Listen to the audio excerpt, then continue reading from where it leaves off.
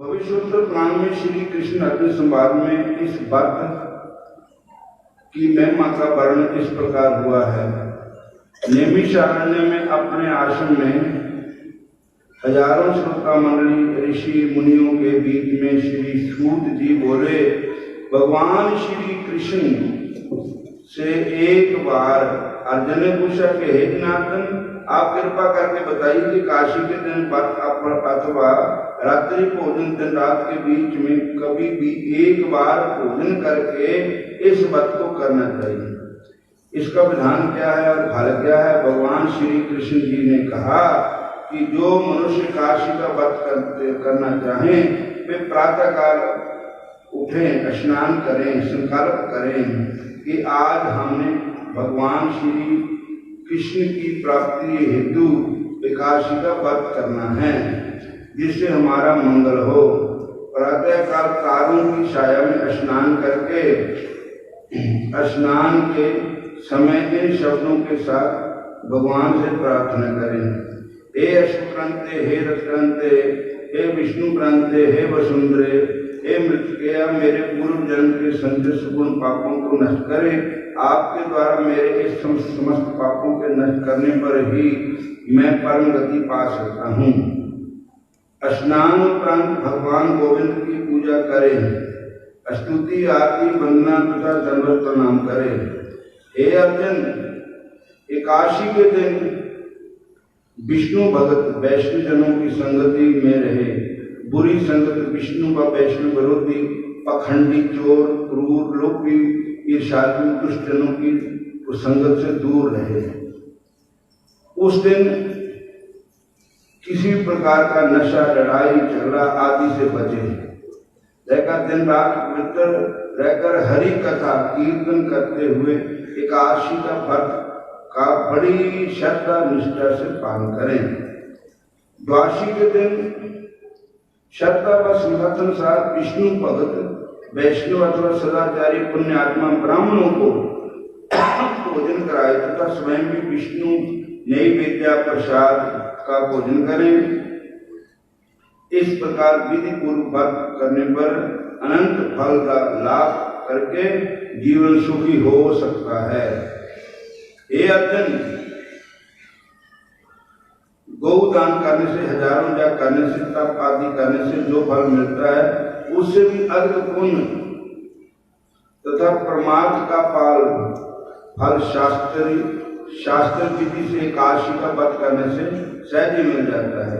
एकादशी का पालन करने से जीव काल के हाथों से मुक्त होकर जन्म मृत्यु से छुटकारा प्राप्त कर सकता है एवं अनंत सुख प्राप्त कर सकता है।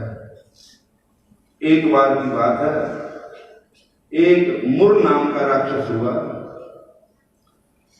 मुर नाम के दैत्य से पीड़ित होकर इंद्र, कुबेर आदि समस्त देवता गण समुद्र के तट पर जाकर भगवान से प्रार्थना करने लगे कि हे जगन्नाथ, हे देव, हे देवादि देव, हे शरणागत वत्सल, हे योगीश्वर, आप ही सबके शरण्य हो। इस चराचर विश्व में ऐसी कोई वस्तु, ऐसा कोई स्थान नहीं जहाँ भगवान की सत्ता नहीं है। हे भगवान, दैत्यों के द्वारा पीड़ित होकर, वैभव गृहादि से युक्त होकर तथा भयभीत होकर आपकी शरण में आए हैं। आप हमारी रक्षा करो, आप हम पर प्रसन्न हो। इंद्र आदि द्वारा कातर स्वर से प्रार्थना करने पर भगवान विष्णु ने इंद्र से पूछा, यह मायावी दैत्य कौन है और जिसने आप सब देवताओं को परास्त कर दिया है, उसका क्या कारण है? इसमें इतनी ताकत कहाँ से आई है? अब निर्भय होकर मुझसे कहो। तब इंद्र ने कहा, देवगण आदि देवत्वते भक्तों को अनुग्रह कारणे, हे भगवान, ब्रह्मा जी की सृष्टि में पहला दुख देने वाला अत्यंत उग्र नाड़ीजन नाम का दैत्य था, उसी का पुत्र है मुर। ये बड़ा ही बलवान है, चंद्रावली नगरी इसकी राजधानी है। इस मुर ने सभी देवताओं को स्वर्ग से भगा दिया है तथा स्वयं स्वर्ग में रहकर इंद्र, अग्नि, जाम, चंद्रमा, नैवेद्य दैत्य वर्ण आदि सभी देवताओं की पदवी छीन ली है। उस पर विजय पाना हमारे लिए असमर्थ है, असंभव है। हे भगवान, आप ही उसे मारकर हमें विजय बनाइए। इंद्र की प्रार्थना सुनकर भगवान विष्णु देवतुल्यों पर क्रोध में पड़कर बोले कि हे देवेंद्र, तुम्हारे शत्रु के इस महाबली असुर को मैं अवश्य ही मार डालूंगा। आप सब मेरे साथ ही इसी वक्त चंद्रावली नगर को चल पड़िए। तब भगवान विष्णु के नेतृत्व में समस्त देवता चंद्रावली नगर की ओर चल पड़े। देवताओं द्वारा रण पेरी भी जाते देखकर मुर की असंख्य दानव देवता सेना भी मुर के नेतृत्व में रण पेरी भी जाकर युद्ध के लिए तैयार होकर आ गई। युद्ध आरंभ हो गया। असुरों के प्रचंड शास्त्रों की मार खाकर देवतागण जहां तहां भाग खड़े हुए, परंतु भगवान विष्णु को युद्ध क्षेत्र में अकेले ही निर्भीक भाव से खड़े देखकर असुरगण भयंकर क्रोध से भर गए और भगवान से युद्ध करने लगे। पहले अस्त्र शस्त्रों से युद्ध हुआ, तब उससे वह मुर नहीं मरा। तब मल युद्ध हुआ, 10,000 साल तक युद्ध चला। अंत में मुर परास्त हो गया। तब भगवान भद्र का आश्रम में हेमवती नाम पहाड़ी की एक सुंदर गुफा में जाकर विश्राम करने लग गया। हे अर्जुन, तब दानवी उसी ओर भागता हुआ आ गया तथा मुझे भगवान विष्णु को विश्राम करते देख मुझे मारने दौड़ा उठा। उसी समय मेरे शरीर से दिव्य अस्त्र शास्त्रों से सुगंधित दिव्य कन्या ने जन्म लिया और तुरंत मुरदैत्य को ललकारा और उससे युद्ध करने लगे। बड़ी देर तक असुर से युद्ध करने के पश्चात अंत में उसने मुरदैत्य का सिर काट कर उसकी हत्या कर दी। उसे मरा हुआ देखकर मुर के जितने भी असुर साथी थे सबके सब भयभीत होकर पाताल को भाग गए। भगवान विष्णु की जब नींद खुली तब देखा सामने ही मुरदैत्य मरा पड़ा है। एक सुंदर कन्या विनम्र भाव में हाथ जोड़ करके खड़ी हुई है। उसे देखकर भगवान विष्णु ने पूछा, तू कौन है? इस दैत्य का वध किसने किया? तब वह कन्या विनीत होकर कहने लगी, हे प्रभु, मैंने आपकी शक्ति से आपकी चरणों से जन्म लिया है तथा मैंने इस दैत्य का वध किया है। भगवान ने कहा, हे देवी, आपके इस जगत मंगल कार्य से मैं बहुत प्रसन्न हुआ हूँ। आपकी जो इच्छा हो मुझसे वरदान मांग लो, मैं आपको अभिलाषित वरदान दूंगा। तब उस कन्या ने वरदान में भगवान की सेवा की ही याचना की। तब भगवान ने कहा, आप मेरी पराशक्ति हो तथा आप मेरे ही शरीर से पैदा हुई हो और एक मेरा ही शक्ति है, इसलिए एकादशी तिथि के दिन आपका जन्म हुआ है, इसलिए आपका नाम ही एकादशी है। एकादशी उत्पन्न हुई तो आपका नाम एकादशी होगा। आपका जो आदर करेगा, जो एकादशी का व्रत करेगा, एकादशी का व्रत पालन करेगा, वह समस्त प्रकार के पापों से मुक्त होकर मनोवांछित फल को प्राप्त करेगा तथा अक्षय स्वर्ग सुख आदि प्राप्त कर सकेगा। उसी दिन से एकादशी तिथि जगत में पूजी जाने लगी। हे अर्जुन, जो एकादशी व्रत का पालन करता है उस पर मैं बहुत प्रसन्न होता हूँ, उसे मैं परम गति प्रदान करता हूँ। हे कुंती पुत्र, द्वादशी जो एकादशी सर्वोत्तम व्रत है। देखो, कालता है कि भगवान को खुश करना, कमलिला मार्गी करना। हनुमान जी गए माता सीता का दर्शन करना, तो माता सीता जी सिंदूर ला रहे थे। हनुमान जी बोलते, माता जी सिंदूर काहे लाया करते हैं? कहते, बेटा, इससे पति देव खुश होते हैं, पति की आयु बढ़ती है। तो हनुमान जी ने कहा, मेरे भी स्वामी राम ही हैं, तो मैं भगवान को किस तरह खुश करूं?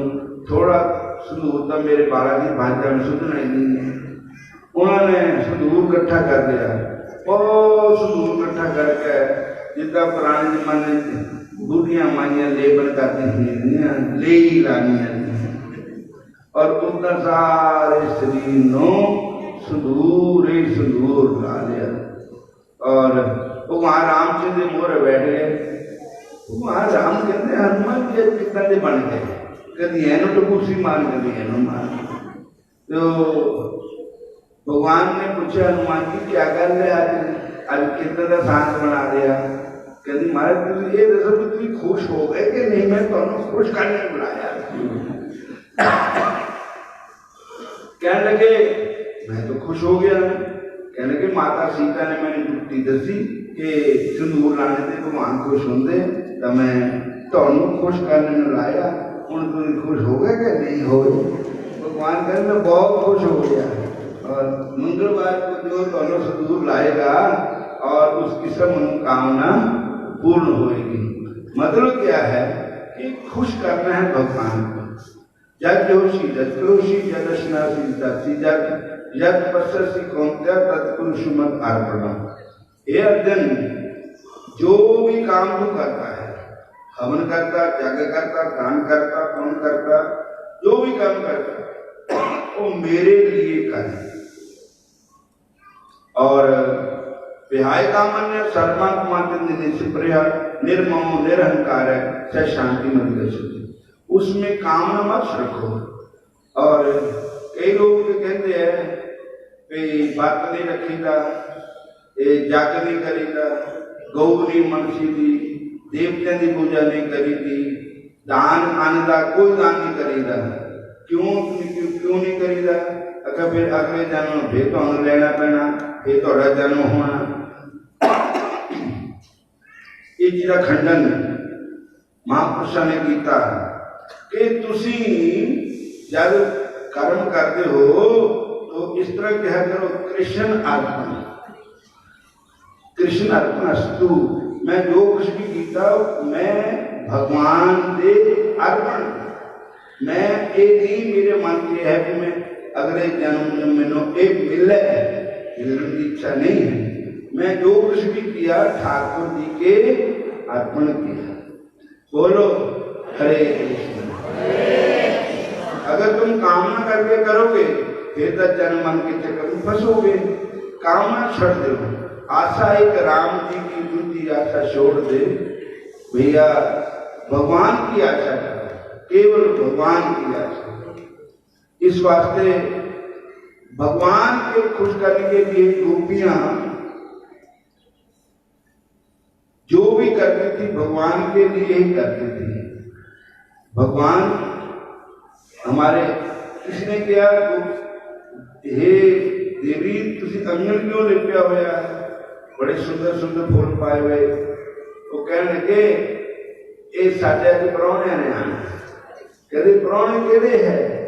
भगवान श्री कृष्ण।